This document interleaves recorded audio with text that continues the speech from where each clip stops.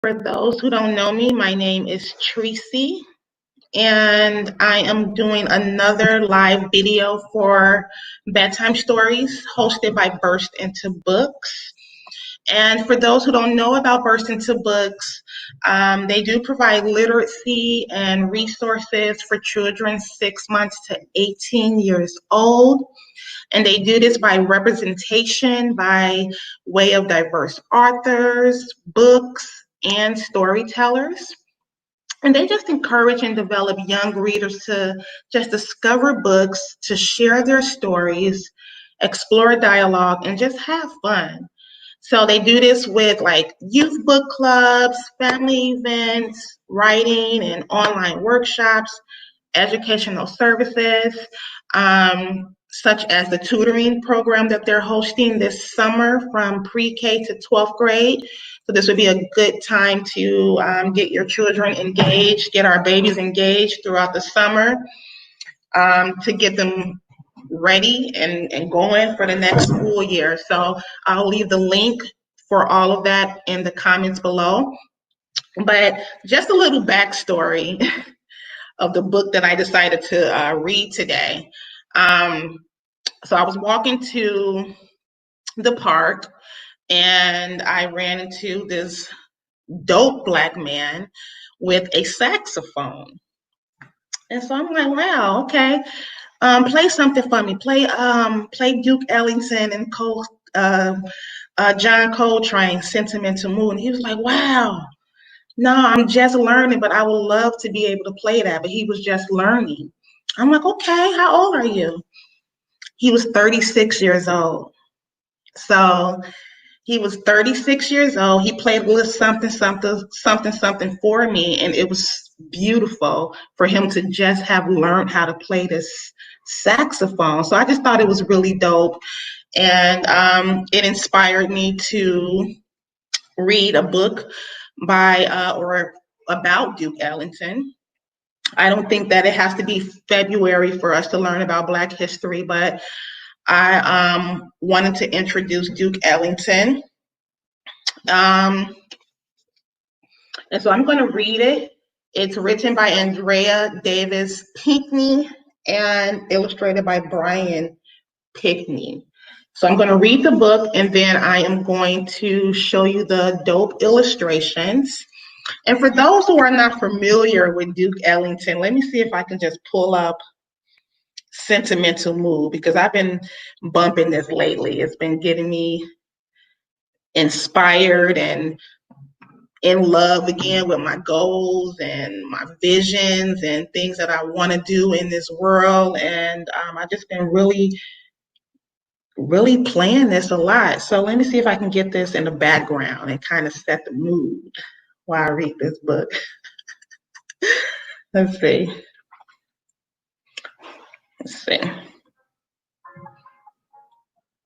Yeah.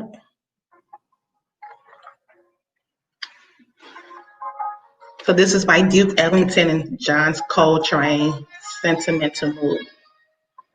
Okay, so again, I'm going to read the book. I'm going to show you the illustrations. So it's titled Duke Ellington, the Piano Prince and His Orchestra. Okay, let's get started. Give me about 15, 20 minutes of your time. Gather all the children around. Let's have history class and also have a little fun. All right. So it says, let me see, did she write any? Okay. Acknowledgements. Okay. So it says, you ever hear of the jazz playing man, the man with the cats who could swing with his band? He was born in 1899 in Washington, D.C., born Edward Kennedy Ellington. But wherever young Edward went, he said, hey, call me Duke. Duke's name fit him rightly. He was a smooth-talking, slick-stepping, piano-playing kid. But his piano playing wasn't always as breezy as his stride. When Duke's mother, Daisy, and his father, J.E., enrolled him in piano lessons, Duke didn't want to go. Baseball was Duke's idea of fun, but his parents had other notions for their child. And Duke had to start with the piano basics. His fingers playing the same tired tune, 1 and 2 and 1 and 2. And Daisy and J.E. made Duke practice day after day. To Duke, 1 and 2 wasn't music. He called it an umpty dump sound that was headed nowhere worth following. He quit his lessons and kissed the piano a fast goodbye. See that?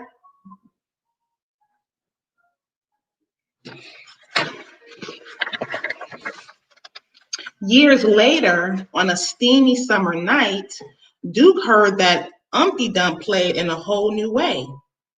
Folks called the music ragtown or ragtime, piano that turned Umpty Dump into a soul-rousing romp. The ragtime music set Duke's fingers to wiggling. Soon he was back at the piano trying to plunk out his own ragtime rhythm. 1 and 2 and 1 and 2. At first, this was the only crude tinkling Duke knew.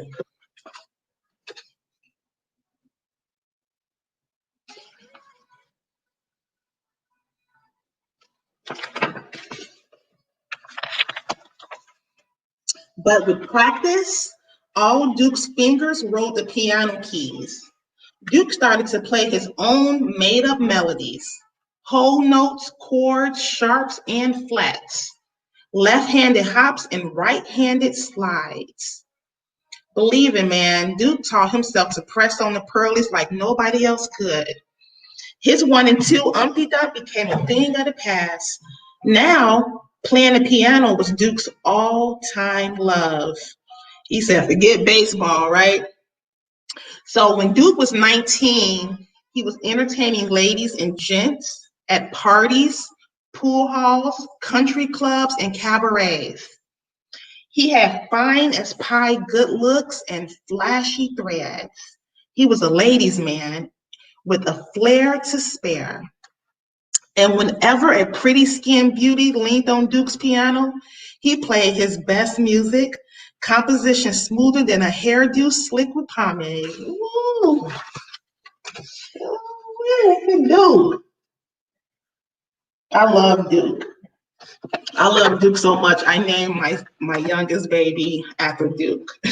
When I was pregnant, I used to put in a sentimental mood the headphones on my stomach because every time I played it just off the strength, I would just feel him start kicking. So I used to put it on my belly. And I think he was doing somersaults or something in there every time he heard that song. So I'm like, look at little Duke. Look at little Duke. So to this day, I call him Duke. Moving right along. So it wasn't long before Duke formed his own small band, a group of musicians who play all over Washington, D.C. But soon they split the DC scene and made tracks for New York City, for Harlem, the place where jazz music ruled. They called themselves the Washingtonians and performed in all kinds of New York City honky tonks, which is another word for hole in the walls, Barron's Exclusive, and the Plantations, as well as the Kentucky Club and C Rolls. So folks got to know the band by name and came to hear them play.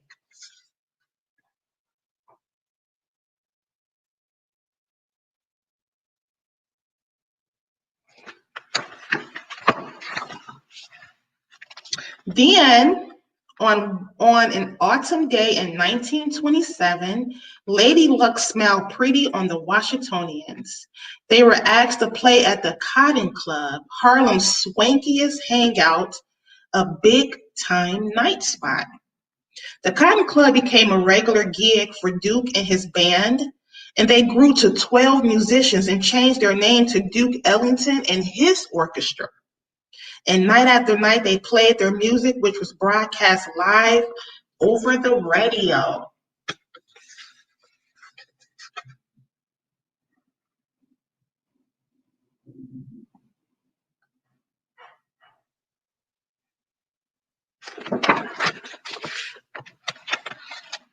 See, his mother and father knew what's best for him, right?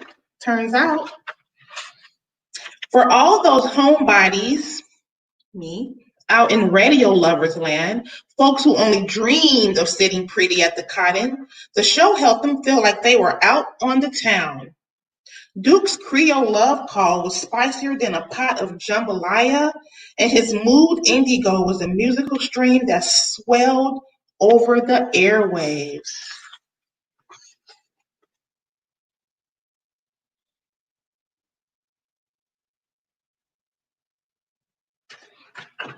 Let Duke hear his name in the background. My son, he's coming out to play.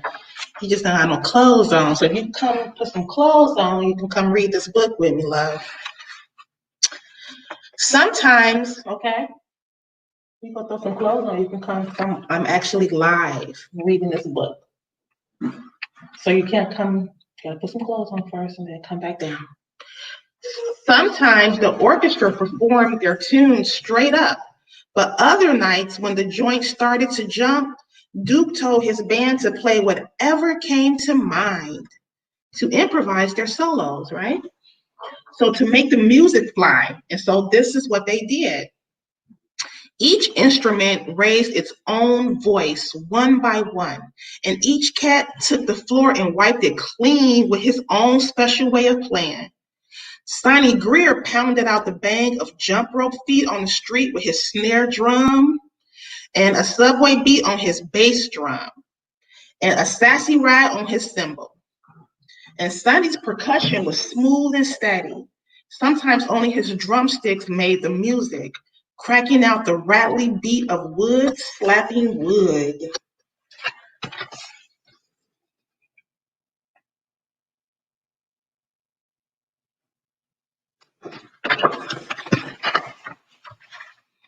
Along with Sonny Joe, Tricky Sam, I'm loving these names, right? Tricky Sam Nathan went to work on his trombone, sliding smooth melodic gold. He stretched the notes to their full tilt, pushing and pulling a tropical lilt. When Tricky Sam was through, he nodded to Otto Toby Harwick. Your turn, he said. Take the floor, Daddy-O.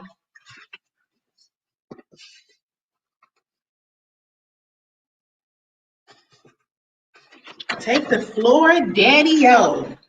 So we got Sonny, we got Joe, Tricky Sam Nathan, and we got Otto Toby Harwick. Toby let loose on his sleek brass sax, curling his notes like a kite tail in the wind, a musical loop-de-loop with a serious twist.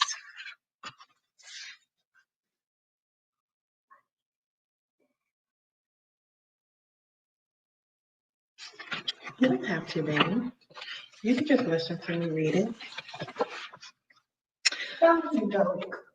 Last came James Bubber Miley. So his name is James Bubber Miley, a one-of-a-kind horn player.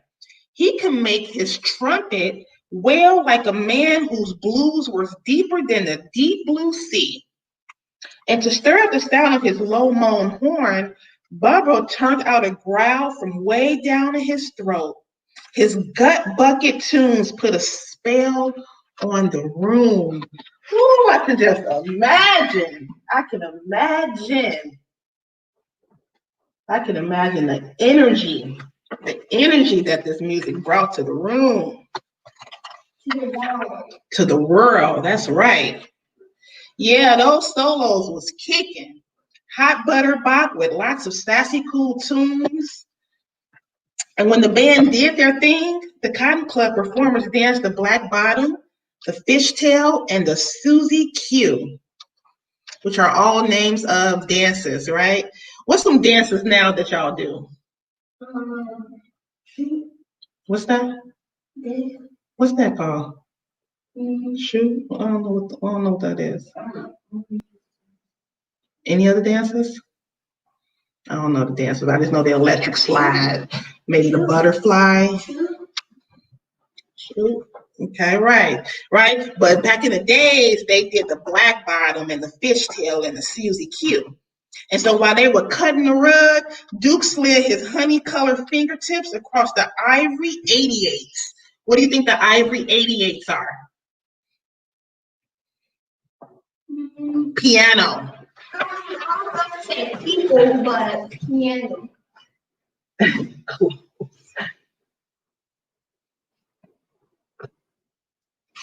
Okay, we're almost done. I like the illustration. I love the illustrations.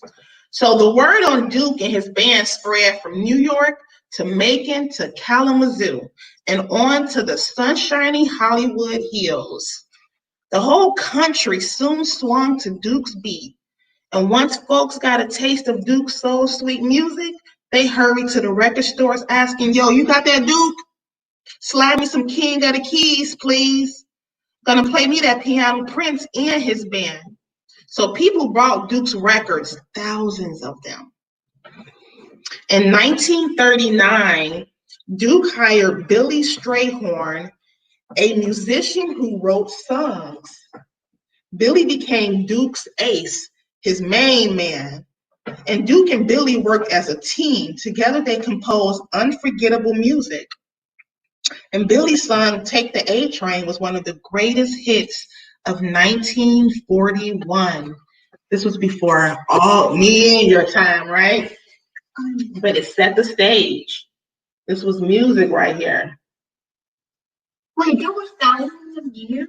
Not thousands of years. 500? I mean, 1940.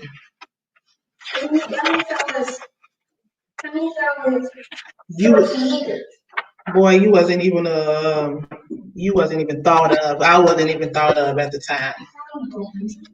You know, you were still a star in the sky. Wait a minute, let me finish. So with the tunes that he and Billy wrote, Duke painted colors with his band's sound. He could swirl the butterscotch tones of Tricky Sam's horn with the silver notes of the alto saxophones. And ooh, those clarinets. Duke could blend their red hot blips with a purple dash of brass from the trumpet section. And in time, folks said Duke Ellington's real instrument wasn't his piano at all. It was his orchestra. So most people call his music jazz, but Duke called it the music of my people. Yes. And to celebrate the history of African American people, Duke composed a special suite he called Black, Brown, and Beige, a suite that rocked the bosom and lifted the soul. Black, Brown, and Beige sang the glories of dark skin, the pride of African heritage, and the triumphs of Black people from the days of slavery to the years of civil rights struggles. That's right. You mean intelligent. Intelligent Black people, yeah. I said you come from a people of excellence, of royalty. So Duke introduced Black, Brown, and Beige at New York Carnegie's Hall, a sympathy hall so grand that even the seats wore velvet. Few African Americans had played at the Carnegie Hall before. And Duke and his orchestra performed on January 23rd, 1943. Cut it out. Outside, the winter wind was cold and slapping, but inside, Carnegie Hall was sizzling with applause. Duke had become a maestro. And because of Duke's genius, his orchestra now had a musical mix like no other. Now, you've heard of the jazz playing man, the man with the cats who could swing with his band, King of the Keys, Piano Prince, Edward Kennedy Ellington, the Duke.